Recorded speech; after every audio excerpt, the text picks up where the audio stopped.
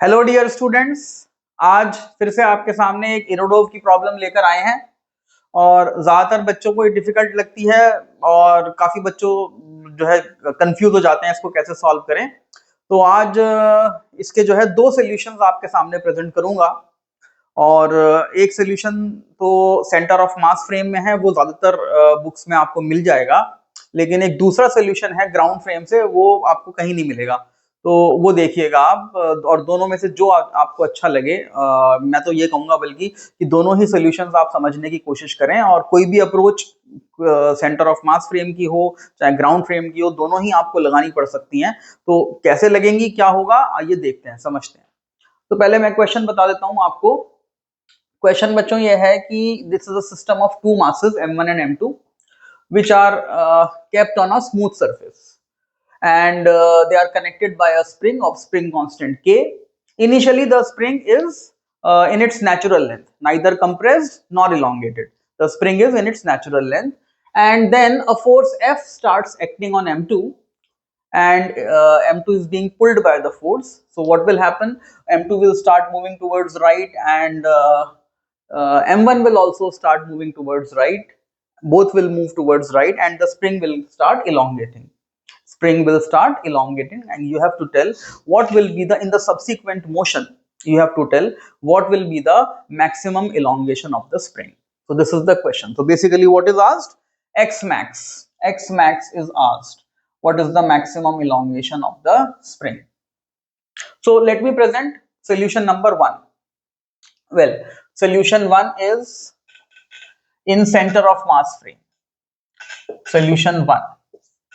So first of all, what you do is you find acceleration of center of mass. So you can consider this whole as a system. आप इसको एक system की तरह मान सकते हैं और अगर इसको एक सिस्टम की तरह मान लें तो बेटा सिस्टम का मास क्या हो जाएगा, m1 प्लस m2, और एक्सटर्नल फोर्स क्या लग रही है सिस्टम पे, F. तो एक्सेलरेशन ऑफ सेंटर ऑफ मास क्या आ जाएगा, F upon m1 plus m2, यानी कि सेंटर ऑफ मास यहाँ कहीं होगा और जब आप इस m2 को f4 से खींचेंगे तो सेंटर ऑफ मास जो है वो इतने एक्सेलरेशन से आगे चलना शुरू कर देगा।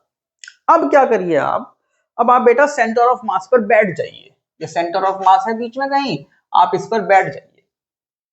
तो जब आप सेंटर ऑफ मास पर बैठ जाएंगे तो आपका फ्रेम बेटा नॉन इनर्शियल हो जाएगा। कैसा हो जाएगा, नॉन इनर्शियल। आप जानते ही हैं any frame which is moving with some acceleration is known as non inertial.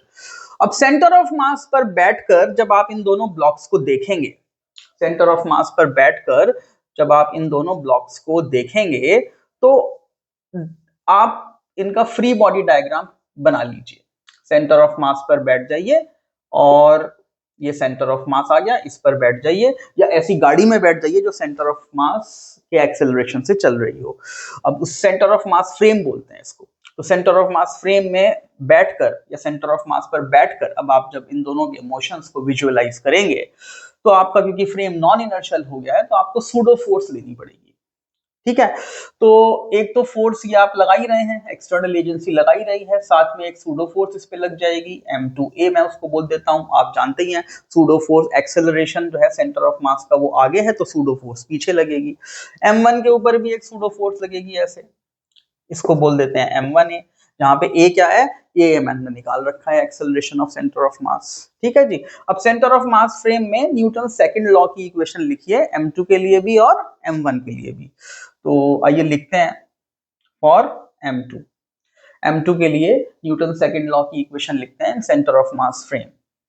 तो मैं मान लेता हूं F is more than m2a, तो नेट फोर्स कितनी आ जाएगी, F माइनस m2a। ठीक है जी, और इज इक्वल टू मैं लिख दूंगा F माइनस m2a, निकाल लेते हैं net force. F minus m2a आ गई इसके पास नेट फोर्स, और F की वैल्यू तो हमें गिवन नहीं है, m2, और a की वैल्यू मैं यहाँ रख देता हूँ F upon m1 plus m2। a यहाँ पे वही है एक्सेलरेशन ऑफ सेंटर ऑफ मास, तो ये मैंने वैल्यू रख दी। अब इसको बेटा सॉल्व करेंगे तो ये आ जाएगा m1f upon m1 plus m2। तो सेंटर ऑफ मास पे बैठेंगे तो इसके ऊपर हमें राइट डायरेक्शन में इतनी फोर्स लगती हुई दिखाई देगी, m1f upon m1 plus m2। इसी तरह से जब सेंटर ऑफ मास पर बैठकर इसको देखेंगे तो इस पे तो एक ही फोर्स लग रही है, तो इस m1a की वैल्यू भी निकाल लेते हैं, m1a की वैल्यू निकालें तो ये भी कितना आ गया m1f upon m1 plus m2। तो सेंटर ऑफ मास पे अगर बैठ के हमने देखा तो हमें पता लगा इस पे जो एक्सटर्नल फोर्स है राइट की तरफ वो भी ये है, और इस पे जो नेट एक्सटर्नल फोर्स है राइट की तरफ वो भी ये है, इस पे लेफ्ट इस पे राइट। तो सेंटर ऑफ मास पे बैठ के हमें ऐसा लगेगा कि कोई फोर्स इसको उधर खींच रही है और इसको उधर खींच रही है, मतलब ऐसे दिखाई देगा हमें कि हम जब सेंटर ऑफ मास पे बैठेंगे कि दोनों ऐसे हमारे से दूर जा रहे हैं, कोई फोर्स है इनको ऐसे खींच रही है, और जब इनको फोर्स खींच रही है तो इनकी वेलोसिटी पहले बढ़ेगी, और स्प्रिंग की फोर्स भी लगेगी बेटा इनके ऊपर, स्प्रिंग की फोर्स भी तो लग रही होगी, इसके ऊपर ऐसे एक्सटर्नल फोर्स है ऐसे स्प्रिंग की फोर्स लगेगी, इसके ऊपर ऐसे एक्सटर्नल फोर्स है ऐसे स्प्रिंग की फोर्स लगेगी। तो होगा क्या, जब इन दोनों को हम ऐसे पुल करेंगे, मतलब ये एक्सटर्नल फोर्स इनको पुल करेगी तो ये दूर जाएंगे, तो इनकी वेलोसिटी पहले बढ़ेगी क्योंकि स्प्रिंग की फोर्स अभी कम होगी, फिर जैसे जैसे काफी दूर चले जाएंगे स्प्रिंग की फोर्स काफी ज्यादा हो जाएगी और इनकी वेलोसिटी अब घटनी शुरू हो जाएगी। तो पहले वेलोसिटी बढ़ेगी फिर घटेगी और एक मैक्सिमम इलॉन्गेशन पर आकर ये रेस्ट पर आ जाएंगे, मोमेंटरी रेस्ट, राइट। और वही हमें मैक्सिमम इलॉन्गेशन निकालना है। तो आगे आइए देखिए फर्दर कैसे सॉल्व करते हैं। हाँ जी बच्चों, तो देखिएगा, तो जैसे कि आपने देखा कि इस पे इधर की तरफ फोर्स लग रही है m1f upon m1 plus m2, इस पे भी इधर की तरफ फोर्स लग रही है m1f upon m1 plus m2। तो सेंटर ऑफ मास पे खड़े होके जब देखेंगे तो हमें ऐसा लगेगा ये हमारे से दूर जा रहा है और ये हमारे से दूर जा रहा है। इनिशियली वेलोसिटी बढ़ेगी उसके बाद घटेगी, और ये मैंने इनिशियल सिचुएशन बताई है सेंटर ऑफ मास फ्रेम में, या फाइनल सिचुएशन बताई है। तो ये वो सिचुएशन है जब ये दोनों अपने मैक्सिमम एक्सट्रीम पोजीशंस पर होंगे, मैक्सिमम इलॉन्गेशन पर होंगे। तो मैक्सिमम इलॉन्गेशन होने तक आप ये देखिए ये m1 x1 मूव कर गया है और m2 मान लीजिए x2 मूव कर गया है। तो टोटल इलॉन्गेशन कितना आ गया है स्प्रिंग में, स्प्रिंग में बेटा इलॉन्गेशन जो x आ गया है वो आ गया है x1 plus x2, x max जो है, x1 भी मैक्स है और x2 भी मैक्स है, तो x मैक्स आ गया x1 प्लस x2। ये यहाँ पहुंच गया और ये यहाँ पहुंच गया फाइनली मोमेंटरी रेस्ट पर आने तक। ये इलॉन्गेशन हो गया स्प्रिंग में, देख सकते हैं आप। तो अब हमें इसकी वैल्यू निकालनी है, तो अब हम क्या कर सकते हैं, सेंटर ऑफ मास फ्रेम में आप वो लगा लीजिए work energy theorem. Centre of mass frame में क्या लगा लीजिए अब, वर्क एनर्जी थ्योरम। ये इनिशियल सिचुएशन है, यहाँ पे भी बॉडीज रेस्ट पे हैं, दोनों बॉडीज रेस्ट पे हैं क्योंकि फोर्स अभी लगनी ही स्टार्ट हुई थी। ये फाइनल सिचुएशन है मैक्सिमम इलॉन्गेशन वाली, यहाँ पे दोनों बॉडीज ये भी मोमेंटरी रेस्ट पे होंगे। तो बेटा अगर मैं यहाँ पे काइनेटिक एनर्जी लिखूं सेंटर ऑफ मास फ्रेम में तो 0 इनिशियल, यहाँ भी काइनेटिक एनर्जी लिखूं final centre of mass frame में तो ये भी 0 आएगी। तो बेटा डेल्टा ऑफ के ई अगर मैं बनाऊं तो वो क्या आ जाएगा 0। अब वर्क एनर्जी थ्योरम अगर मैं लगाऊं तो वो क्या कहता है, net work done on a system is always equal to change in kinetic energy.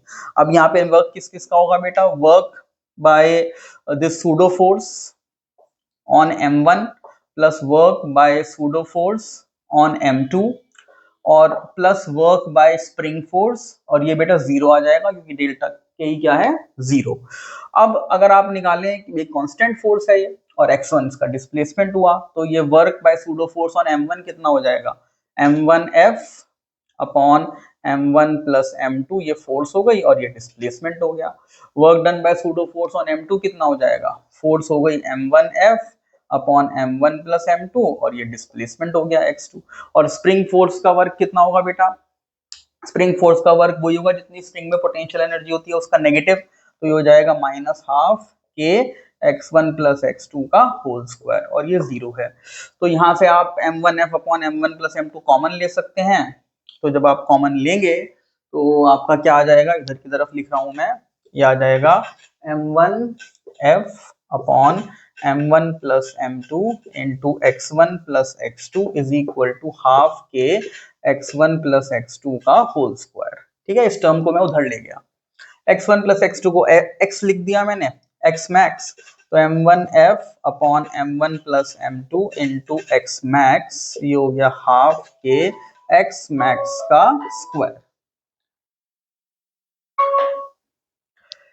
ये इससे कैंसिल आउट हो गया, तो x मैक्स की वैल्यू यहां से बेटा आ जाती है 2m1f upon m1 plus m2, 2m1f upon m1 plus m2 into k।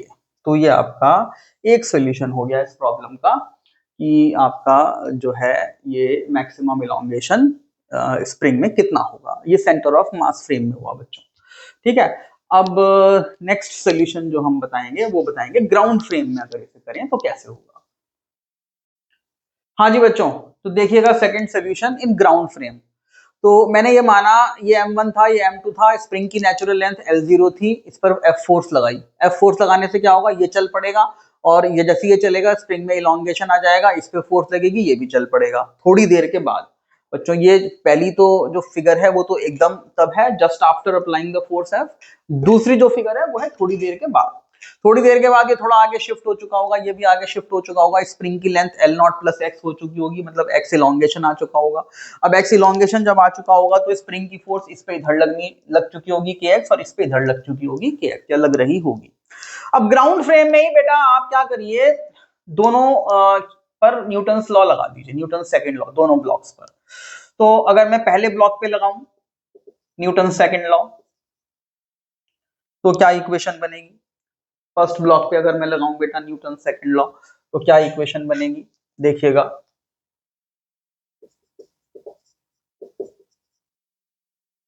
ये बनेगी kx ए की फोर्स है is equal to m1 a1। तो यहां से अगर मैं इसका एक्सेलरेशन निकालूं तो ये आ जाएगा kx upon m1। Second block पे लगाइए Newton second law. Second block पे अगर न्यूटन सेकंड लॉ लगाऊं तो ये आ जाएगा f minus kx is equal to m2 a2, और यहां से a2 की वैल्यू क्या आ जाएगी, f upon m2 minus kx upon m2। ठीक है बेटा, मैं मान लेता हूं कि a1 is greater than a2 और मैं इनके बीच में रिलेटिव एक्सेलरेशन निकालता हूं। क्या निकालता हूं, रिलेटिव एक्सेलरेशन। तो acceleration of 1 with respect to 2 निकालता हूं, तो वो क्या आ जाएगा a1 माइनस a2।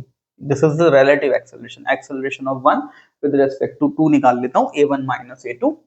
तो कितना आ गया, kx by m1 minus f by m2 minus kx by m2। इसको सिंप्लीफाई करेंगे तो आ जाएगा kx by m1 plus kx by m2 minus f by m2। इसमें से kx कॉमन ले लेंगे, ये बन जाएगा 1 upon m1 plus 1 upon m2 minus f by m2। इसको थोड़ा सिंप्लीफाई कर लेते हैं तो ये आ जाएगा kx into m1 m2 LCM ले लिया, ऊपर आ गया m2 plus m1 minus f by m2। और आप बच्चों जानते ही हैं इसको बोलते हैं रिड्यूस्ड मास का रेसिप्रोकल हो गया। ये क्या हो गया, रिड्यूस्ड मास का रेसिप्रोकल। तो इसको मैं म्यू 1 अपॉन म्यू लिख दूंगा, तो ये मेरे पास आ जाएगा kx upon mu minus f by m2। ठीक है, यहाँ लिख भी देता हूं मैं आपके रेफरेंस के लिए, म्यू मैंने लिया है m1 m2 upon m1 plus m2। इसको रिड्यूस्ड मास बोलते हैं, reduced mass of the system. तो ये रिलेटिव एक्सेलरेशन आ गया बच्चों, ठीक है जी। तो बच्चों रिलेटिव एक्सेलरेशन जो है यहाँ पर वो कितना आ गया, वो आ गया kx by mu minus f by m2। और अब आप जानते हैं जैसे a क्या होता है, a होता है v dv बाय dx। तो a रिलेटिव को मैं क्या लिख सकता हूं, v relative into dv relative by dx। ठीक है, और ये कितना हो जाएगा kx by mu minus f by m2।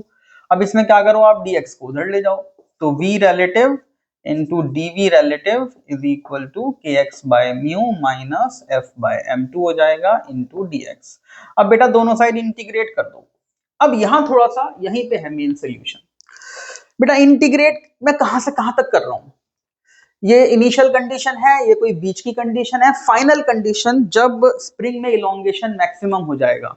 तो बच्चों स्प्रिंग में जब भी आपने पहले वाले सॉल्यूशन में भी देखा था, स्प्रिंग में जब इलोंगेशन मैक्सिमम हो जाएगा तो सेंटर ऑफ मास पे अगर मैं खड़ा हूंगा तो मुझे लगेगा दोनों ब्लॉक्स की वेलोसिटी 0 हो गई है। ठीक है, लेकिन ग्राउंड फ्रेम में मैक्सिमम इलोंगेशन कब आएगा, ग्राउंड फ्रेम से अगर आप देखोगे तो मैक्सिमम इलोंगेशन तब आएगा जब दोनों ब्लॉक्स की वेलोसिटी सेम हो जाए, दोनों ब्लॉक्स की वेलोसिटी सेम हो जाए। तो जब दोनों ब्लॉक्स की वेलोसिटी सेम हो जाएंगी तब इलोंगेशन मैक्सिमम आएगा। तो जब दोनों ब्लॉक्स की वेलोसिटी सेम हो जाएंगी तो उनकी रिलेटिव वेलोसिटी क्या हो जाएगी, 0। और इनिशियली तो दोनों रेस्ट पर ही थे ग्राउंड फ्रेम में, तो रिलेटिव वेलोसिटी 0 ही थी। तो हमें जो इंटीग्रेट करना है यहाँ पर वो 0 to 0 इंटीग्रेट कर दूंगा मैं। क्या कर दूंगा 0 to 0 because initial relative velocity is 0 and at the point of maximum elongation the relative velocity is 0 और यहाँ पे इंटीग्रेट कर दूंगा 0 to x मैक्स।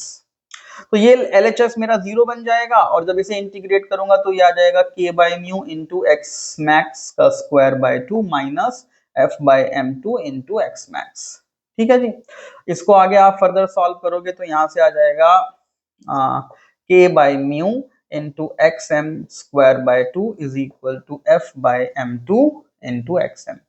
एक xm से xm काट दिया हमने और यहाँ से आ गया xm बिकॉज xm काट देने का मतलब बेटा अब मैथमेटिकली अगर हम देखें तो ऐसे काट तो नहीं सकते क्योंकि x 0 भी हो सकता है but I am ignoring the case x is equal to 0 because कुछ ना कुछ इलॉन्गेशन तो है ही तो I am assuming that xm is not 0 तो इसलिए मैंने ये कट कर दिया। तो इससे मेरे पास क्या आ जाएगा xm is equal to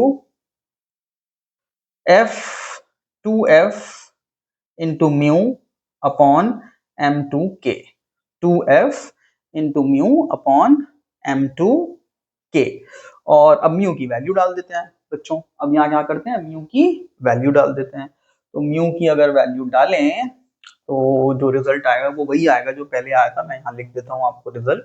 mu की वैल्यू डाल के xm आएगा आपका 2f बाय m2k म्यू की वैल्यू डाली मैंने m1 m2 upon m1 plus m2 ये m2 से m2 हुआ कैंसिल और x मैक्स आ गया 2f m1 upon k into m1 plus m2। तो ये वही आ गया जो पहले वाले सोल्यूशन में आया था। तो बच्चों ये थोड़ा सा सोल्यूशन मेरे हिसाब से थोड़ा सिंपल हो गया।